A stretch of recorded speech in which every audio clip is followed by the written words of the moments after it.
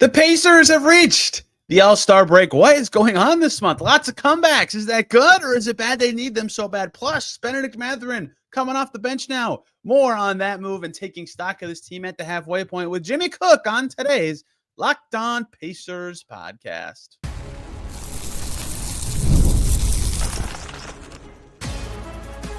You are Locked On Pacers, your daily Indiana Pacers podcast, part of the Locked On Podcast Network, your team every day. What up, y'all? Happy Friday. Congrats, you made it through the week, and welcome into another edition of the Locked On Pacers podcast, where we, of course, talk about the Indiana Pacers. As always, my name's Tony East. I cover the team for Forbes, and today we are blessed by the presence of Jimmy Cook to break down the topics du jour for the Pacers heading into the All-Star break. 4-3 in this February, but no one thinks they're playing very well. Should we be impressed that the Pacers are coming back and finding ways to win these games where they're not playing well, or alarmed by the need for them every night? Jimmy and I get into that for a while before talking about Bennedict Mathurin and him now coming off the bench and playing two great games in a row off the bench. Jimmy, a big Mathurin guy. What does he think about this? What does it signal about what's coming next? And then we take stock of the team at the air quotes halfway point, as people like to say, at the All-Star break. Really fun discussion. And then it's break time. Be back Monday after All-Star weekend talking about what happened in the All-Star action and expect some pre-scheduled content next week. I hope you guys enjoyed. Jimmy was great. Let's just get right to it. It's the All-Star break, and it's been a super weird month for the Indiana Pacers, and I can't break it down alone. I need some help. Thankfully, the ball knower, Jimmy Cook, is here, a man who did not get released by the New York Jets today as their quarterback. Jimmy, how are you? Doing great. It's always nice to know that you are not at the second worst New York team in the NFL and being told that your services are no longer needed. So that's always a good feeling to not be that guy. He can go to the dark place or whatever for a few weeks and come out ready to go for Ayahuasca, whatever. baby. Let's go.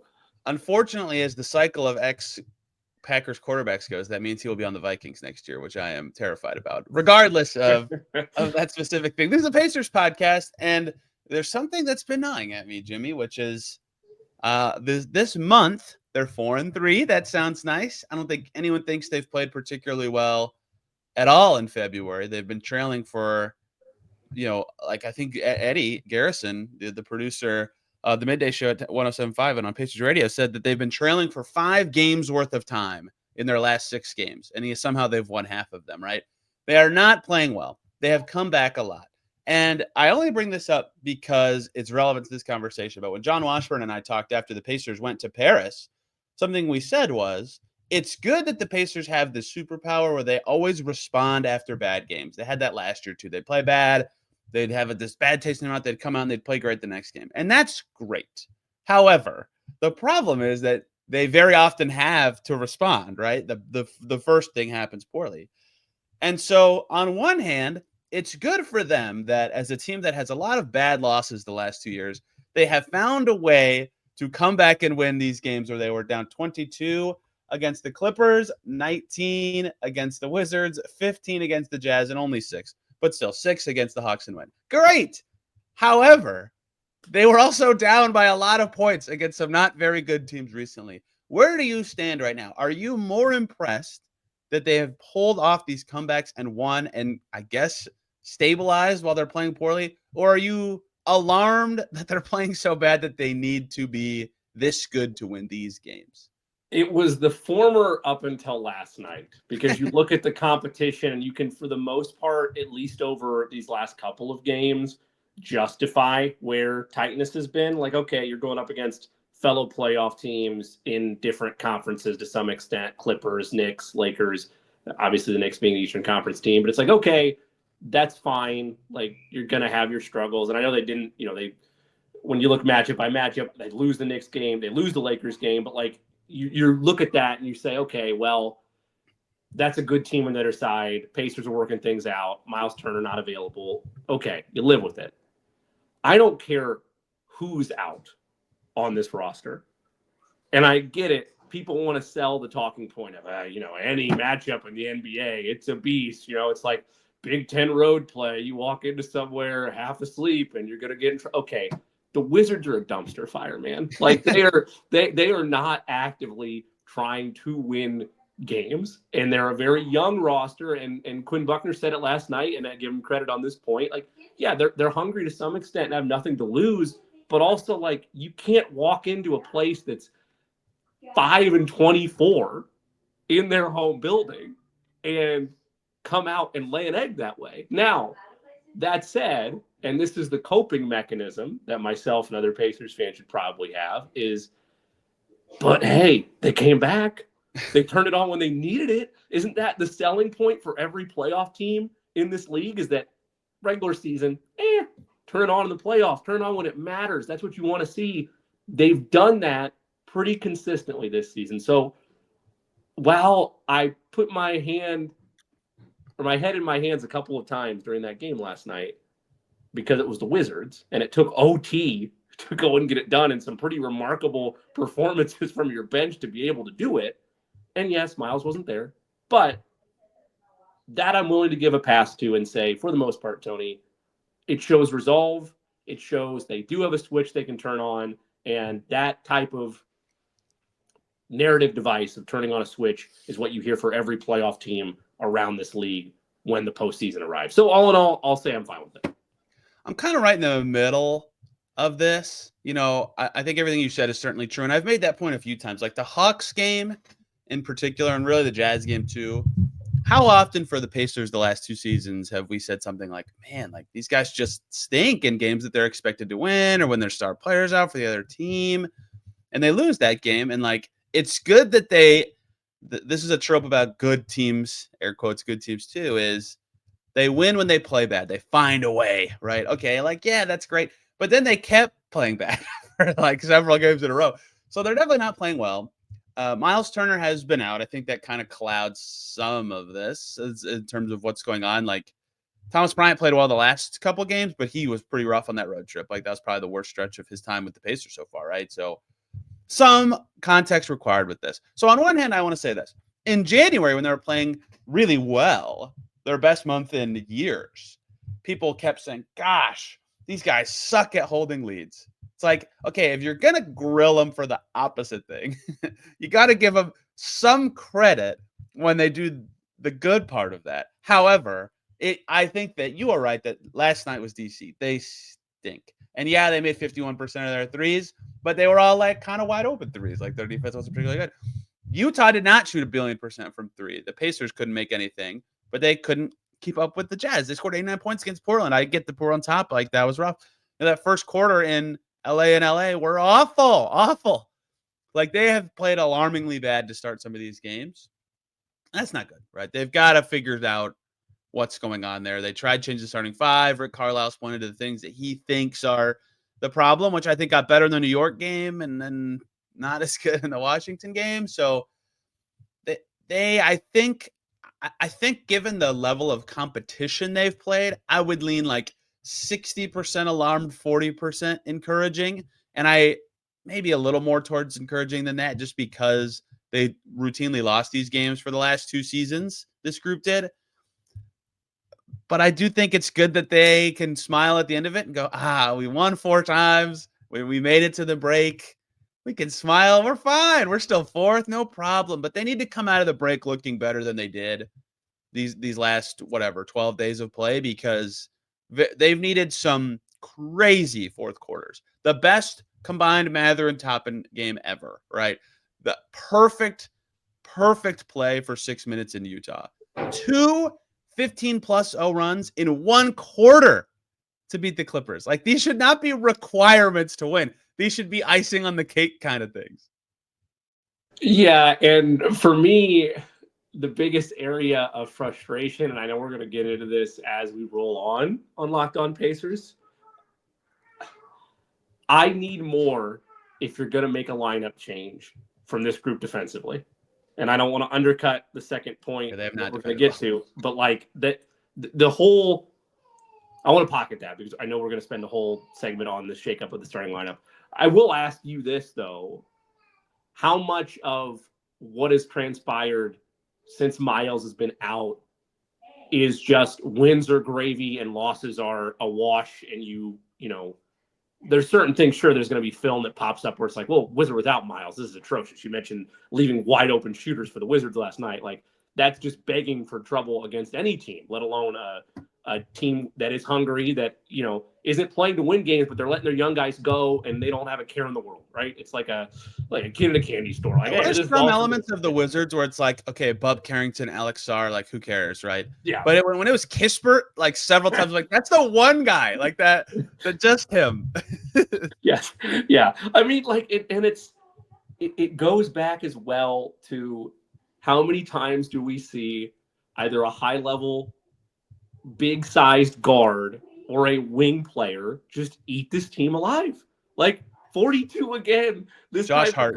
Poole, Josh Hart, whoever. Like, that's the part that's most frustrating for me, because you can talk about, and how you fix it is the player that every team wants, which is a high-level, whatever you want to call it, 3-and-D guy, or just a two-way player that dominates on both sides of the ball. Every player in a league aspires to be that. Every team wants that guy. They're very hard to find. But, like, that's where I am at this point of how they ever fix that, is find that player that can do it on both ends. And maybe they never will in this era. But until then, we can talk until the cows come home in regards to where this team still needs to improve their playoff aspirations or whatever. If you're going to give up token wing here, whoever it is, it could be any player in the world. I don't care if it is, LeBron James, if it's Kevin Durant, if it's Kyle Kuzma. Like, if you're going to give up 30, 40 points to a wing any given night, I don't care who the starting five are or who your defensive lineups are. If that is your bugaboo, you're getting sent home by Boston. You're getting sent home by Cleveland. You're getting sent home by New York. Like, that's what's going to happen in 2 months' time. So I hope I'm wrong on that, but that to me is more concerning than the comebacks, and anything else is just this still bugaboo for them of, well, here's a halfway decent wing, chalk up 30.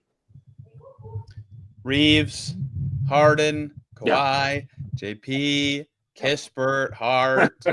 This is just like the last 12 days, which is funny because they played awesome defense in January. And that's not like an exaggeration. They were legitimately very good on defense for a whole month. So certainly regression. Like, Nembhard has not defended it at his level, but he hasn't played well on both ends this month, right? And so if you change the starting lineup and he's sitting there and everybody acknowledges he's a good defender, it hasn't looked great. It's just a lot. So, and you mentioned Myles in there. Like, yeah, he clearly fits very well with their best players. He's a good player. He shot well. I actually thought he defended better in January than maybe any month of his career, like the last 3 seasons. Like, yeah, it's a big absence. Utah and Washington, like, giving you, like, you're down 15 plus to both. Like, it's that important. And Thomas Bryant was very bad in Utah, probably his worst game of the season, but he was good in DC, right? They had a good center still. That it's a lot of people don't know this, but Washington and Utah view the Pacers their Super Bowl every year. So I mean, we're underselling that a little bit. That would have been nice wins for both of those teams, yes. Yeah. So there's a lot. Like, I understand that they changed their lineup and Turner's been out, and the Wizards made 51% of their threes. Like, I get it, but I lean slightly more towards alarmed, and I think they're very happy to have a nice week off. And now everybody but Pascal can go refresh and feel better and come back rejuvenated for a stretch run. And hey, their schedule's not that hard the rest of the way. And hey, they have more home games than road games the rest of the way. And hey, a week off can make us feel more connected, right? That's what they need to feel.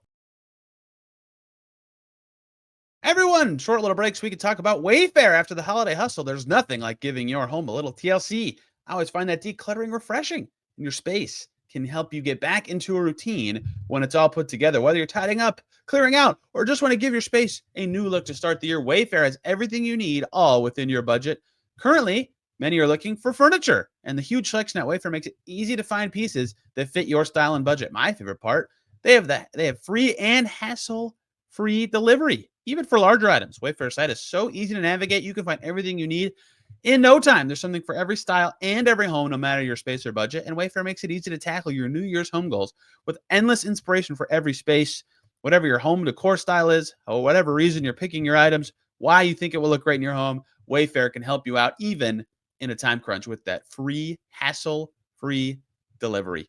Give your home the refresh it needs with WayFair. Head to wayfair.com right now. That's WayFair.com. WayFair, every style, every home. speaking of lineup changes that we've hinted at several times, for those unaware, Jimmy Cook actually has a second, third, fourth career, I don't know what you want to call it, where he is the head of the Ben Mathurin Public Relations Department. Well, I don't know what your official title is, Jimmy. Let's let everybody know. So I will just generically lob this to you before we continue to talk about it. What did you think when they moved him to the bench? And do you think it is the right move? I think I know the answer to that part, but yeah, frustrated, annoyed, irritated. No, I don't think it's the right move unless it is a temporary adjustment for just throwing stuff at a wall to see what sticks while Myles out. Like if you're doing this just to modify, or you feel like that the data shows that, hey, with Turner gone and us forcing Thomas Bryant, who, by the way, has been tremendous. Like so good. I've said that. For a second round swap, are you kidding? So good. Anywhere where I've had a platform, I have been beating the drum for Thomas Bryant. A little bit of IU bias there, of course, because he was energy and just energizer bunny while he was at Indiana. And it's like, man, I hope that guy has a good career in the NBA. And for where he was drafted and what he is, like he's had a good career in the NBA. And the Pacers get him for potato chips, like you mentioned. And it goes back to Chad Buchanan and Kevin Pritchard and their ability to work a tightrope of cap strong situation and find value. So I'm not blaming Thomas Bryant, but when you find out that, yeah, he's going to have increased minutes and you're going to have to get creative with how your lineup goes because your best big, who I have not been critical of his talent. I've just been critical of roster construction moving forward. We'll save that for another episode. But when he's out, yeah, it's they have no rim protection. They have no one is afraid of, for a full 4 quarters game, the Pacers back line without Myles Turner. And it's the talking point that every pro Turner. Wait, you mean when Obi Toppin and Jahlil Okafor are backing up Thomas Bryant, the rim protection isn't great? Maybe Alex Len could have saved things. Anyway, oh, no! Oh. Anyway, but yeah, no, it's different, right? And I'm not naive. Like, I understand that. It's why Myles is so unique, and it's why, in all likelihood, the Pacers will probably retain him this year because there's nothing this offseason, because there's nothing they can do in the immediate future to solve what is a massive weakness without him out there. That said, long preamble to this. If that's why you did it, if that's why you benched Mathurin, okay, I get it. That's fine. Glad to have him back in the starting lineup here after the break. If it's not, if it's this shift towards you think he's still not good enough defensively, you think the combination of Nembhard and Nesmith in that lineup outweigh what he brings offensively to the table, I need more from the defensive side of the ball. And I know I have the winning hand right now because it's a 2-game, 3-game sample size, and they've been horrific defensively. Horrific. Like there's been no initial tenacity from this group that you could fight me on a year ago and say, well, no, they're better defensively. Mathurin has to get better if he wants those minutes. And that's fine. We also live in a world, though, at least I had thought we did from a sports perspective, where it doesn't matter if it's high school, college, or the pros.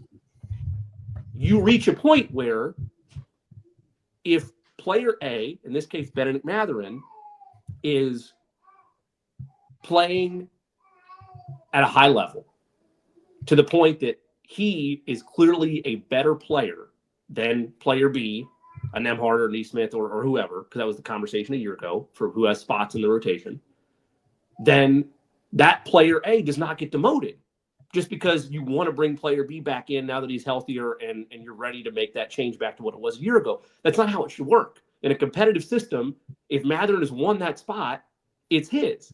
Now, the one counterpoint that gets thrown at me all the time in this conversation, and I'm sure you'll do the same, the minutes are still the same. And you're right, they are. He played 31 minutes. Like, he still is getting high-level contribution, and he played some of his best basketball, maybe of his career, over these last couple of games. Like, maybe he is a spark plug 6-man guy. But as the official PR director of Eggs Corp, my shell company that I've created here, I care about ego and mental fitness and the dynamics of roles on a team. And I'm not saying that Bennedict Mathurin feels this way. Maybe he doesn't. Maybe he is a carefree soul that is totally immune to the way that you can feel slighted by a change in distinction like this. But if it was me and I was drafted to be a franchise level player. Whether you want to say 1A or 1B, I don't care. But I was drafted to be a franchise level player. And I've now earned a spot in the starting lineup. That title of starter matters to me. It matters to me more than, hey, you're going to wind up playing more minutes. No, I want to be a starter. I want to be a starter in this league. I'm still super young.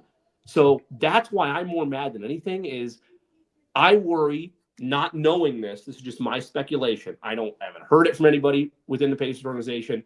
I could be just totally tinfoil hat on a cliff, and this doesn't matter. But what I don't want to have happen is resentment build up because Mathurin, who I think is better all around, I think his scoring outweighs the defensive fight you might have with me. Nembhard Nesmith, I think he's better. I think he elevates the team more. And if your only pushback is going to be, well, they're a better team defensively, not through 3 games, they're not. And that's a small sample size. But if that's what you get the second half of the year, why are you changing things that don't need changed?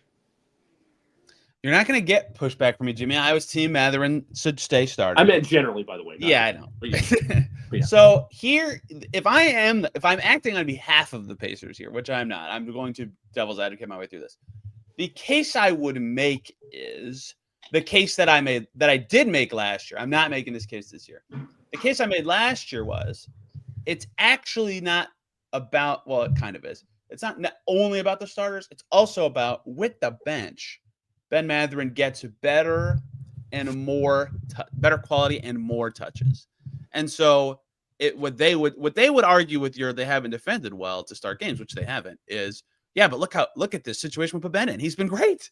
He's been awesome. And that's true. He just saved them in DC with like maybe the best 20 consecutive minutes he's played as a scorer. And even some of that came with the starters. And he closed both games since his, whatever you want to say, his role change. And he played the second most minutes of anybody in DC, and he was awesome. So what they would say is, even if it doesn't make the starters better, it does make the bench better. And especially with TJ McConnell having a, let's say, rough 2 months compared to what we've come to expect from TJ McConnell, having a good ball handler and scorer with that group is quite important. And I would say, yes, that all makes sense to me. However, the disagreement I would have would be, one, it has not happened for a month, so I understand where they got to the conclusion they did, that the starting lineup was not playing as well as it was before, but it was for a while playing very well. Mathurin had taken strides in both the fit and defense department.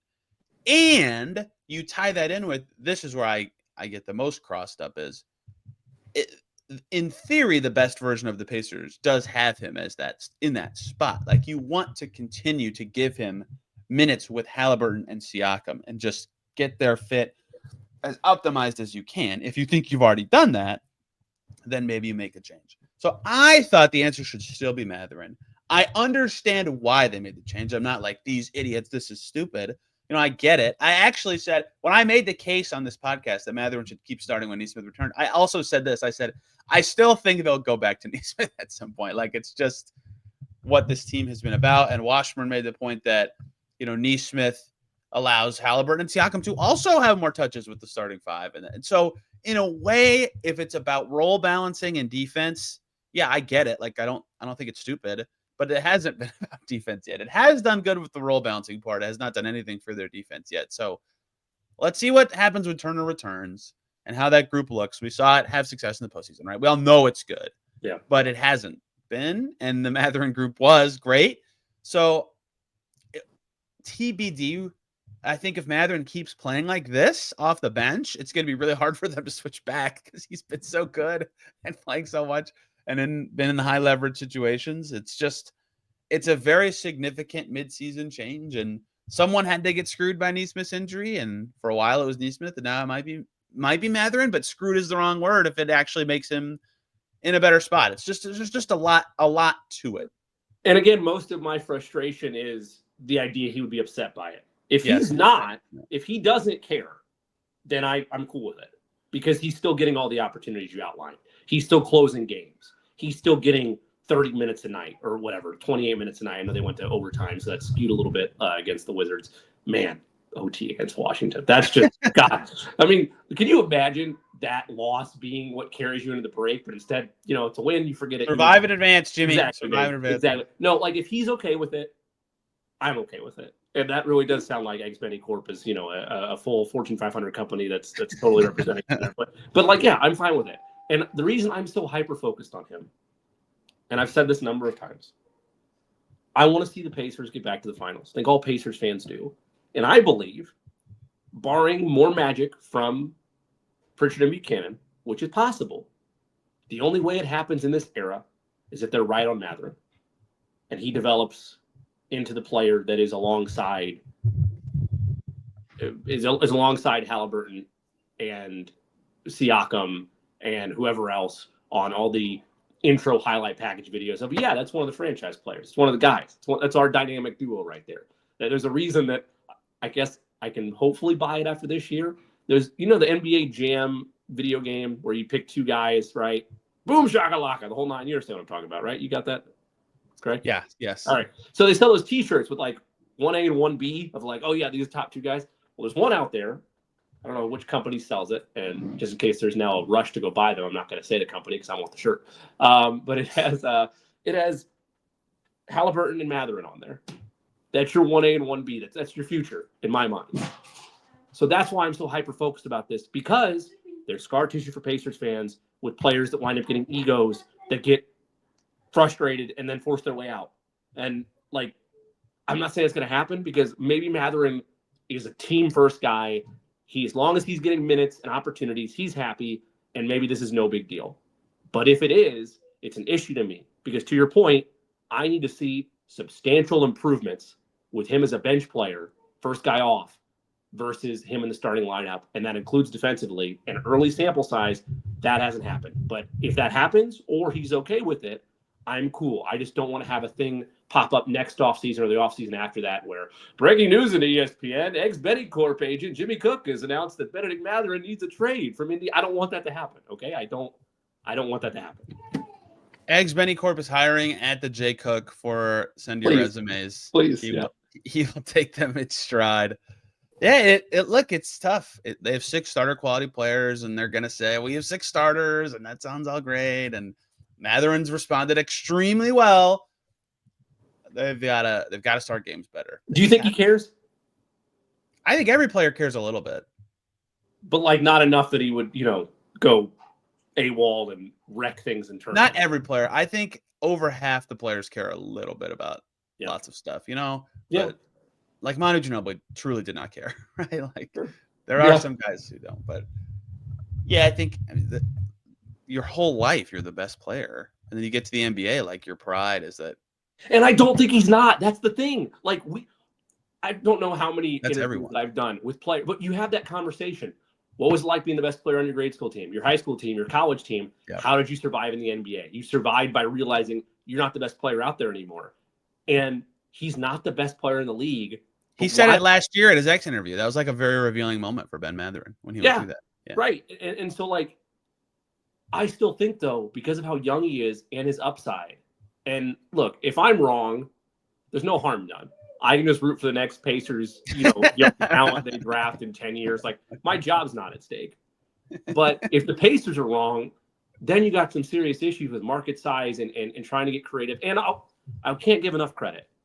Chad Buchanan and Kevin Pritchard have proven time and time again they are capable of taking a situation that outside looks awful and then making magic happen. Like I have no reason to doubt they couldn't do that if they have to pivot. But I think Mathurin can be a top 30, top 25 player in this association. And I want to make sure that whatever's happening from a development standpoint and roster adjustment standpoint is not harping on that development. And that starts with ego and that starts with understanding role. And if he doesn't care, he's like, hey, as long as I'm getting 28, 29 minutes a game and I'm closing out games, I don't care. That's fine with me.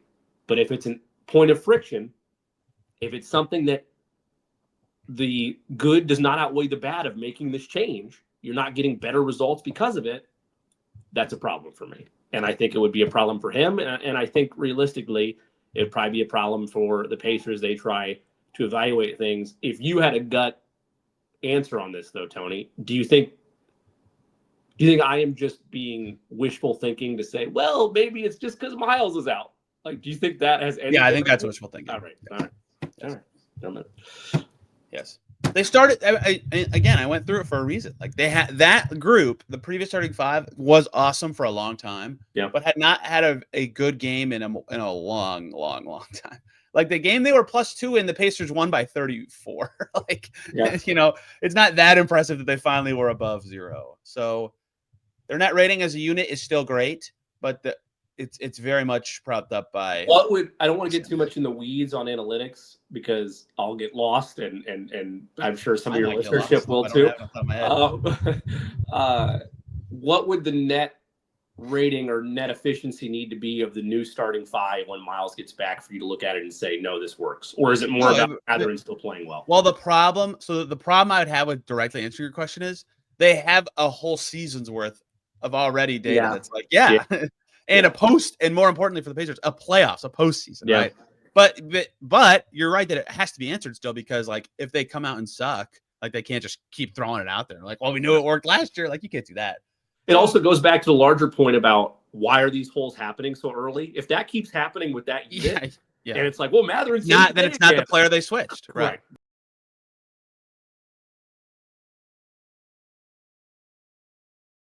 Well, we don't have as much time for this one, so this will just be a quicker one.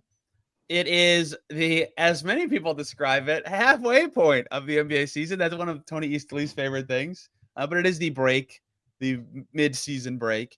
They were actually 22-19 at the halfway point, which is relevant because they are 8-4 since, even though it doesn't feel like it. Jimmy, give me your high-level assessment of this team halfway through the season. I was in a dark place with this group out of the gate. Yeah, I think everybody was through 25 games. I mean, you look at where things stood for them, and this was a joke I kept coming back to. They were the Wizards on the road. When they left Gainbridge Fieldhouse for the first 2 months of the season, they were the Washington Wizards. Like, that's record-wise, that's what they were. They were the Toronto Raptors. Any bad example you want to put in there. And then you have this January and this start to 25, where apparently New Year's resolutions just ring louder at Gainbridge Fieldhouse than do anywhere else, and they're a brand new team. Our friend Pat Boylan had this about a week ago. This was at the 50-game mark of the season. First 25 games, they were 10 of 15 on the year, 19th in offense, 24th in defense. 21st best record in the NBA. That's a team that goes into Washington and needs overtime to go, that type of group. And I know they just did it last night, so it undercuts the point, but you get what I'm saying. Last 25 games, 19-6, 7th in offense, 5th in defense, 3rd best record in the NBA. That's a tremendous turnaround. Yes. It's an incredible turnaround for a group that for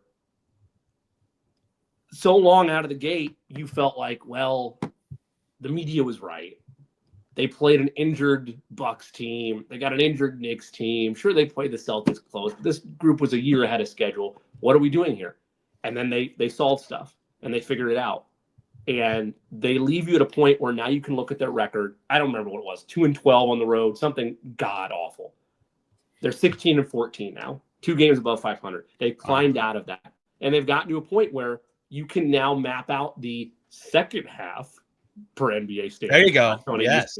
The second half of the season, and say to yourself, man, they could get a 3 seed. Or maybe they could. I mean, I know. I think the 3 seed dream died this week when the Knicks beat them. But they could. If they keep playing this well, I guess it's not impossible. But they lost a tiebreaker. Like, it's tough. I mean, let me still have that pipe. keep eulogizing. Okay. I mean, like, maybe we don't. Never mind. We don't endorse injuries on Lockdown Pacers. Maybe something happens, and maybe the Knicks just fall down a hole. I don't know. They're 8-2 in the last 10. That's pretty solid. Maybe they go 2-8 their next 10. Tony. Maybe something happens and that easier schedule for the Pacers comes through. You get my point, though. You can map out where they're at. They're not, I don't think, Cleveland or Boston's level. You never know what happens in a 7-game series, but like, you're definitely not touching them in this regular season run. But you can map out a path to get back to the conference finals now. And that, I think, compared to where things were to start the year, Yes, salvaged by January. How much of that month is sustainable the rest of the way? I don't know. But to have that kind of feeling versus the inverse where you play really hot out of the gate and then you go right until the break, I'll take this scenario 9 times out of 10. And I'm comfortable, albeit concerned about the Mathurin stuff, comfortable with where they are, all things considered, because of how cap-strung they were. They couldn't make a ton of moves at the deadline. They had to get creative in order to fix issues with that front court, and they've done it. And now you take a break. Everybody stay healthy. I don't want to see Tyrese Haliburton doing anything basketball related for a week and a half, and just let's ride into the second half of the season.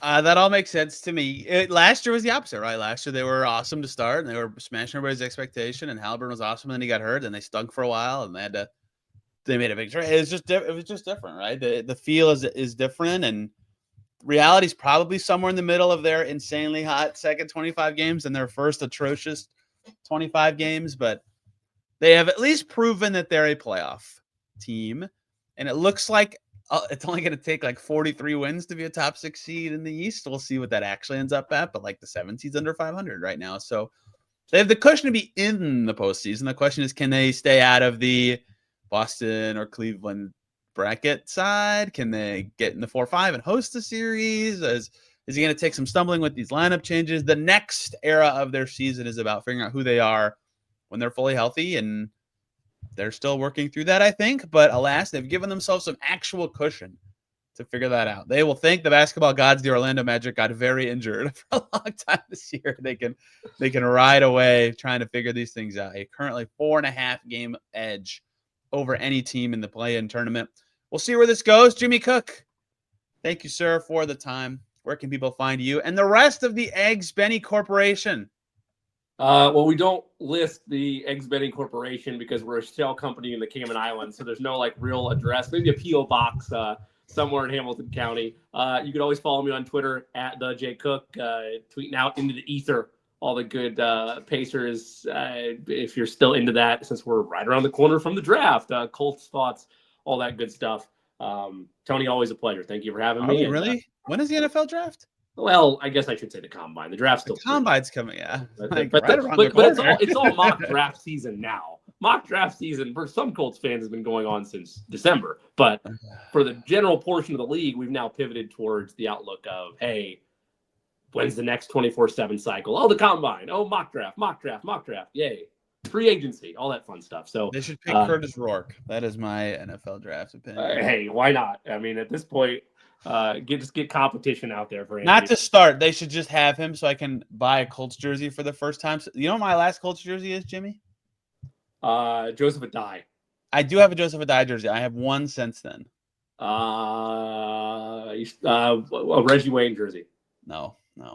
Right position. Oh, wait. Oh, right position? Yes. Oh, no. I'll stop now. Stop while I'm ahead. The answer is Pierre Garçon. Nice. Yes. Nice. Yes. I don't know why. I have it's one of the cool ones that has the little shape on the seat. Correct. No, everybody loved about it from a uniform. Yeah, look at Pierre go. So if they get Curtis Rourke, I will be jersey shopping. I'll be back but not if they get Aaron Rodgers. You won't be jersey shopping then? No. No. I will at the J Cook on Twitter for all those fun facts. Next week we'll see about the order of shows. Monday I would talk about All-Star and Siakam playing in it and what the heck was this format. I can't imagine it's going to be good, but we'll see. And the rest of the week will be pre-scheduled episodes, and I will remind you guys of that every time because I will be very far away from Indiana. Jimmy, thank you for the time. Everybody, thank you for listening. See you very soon.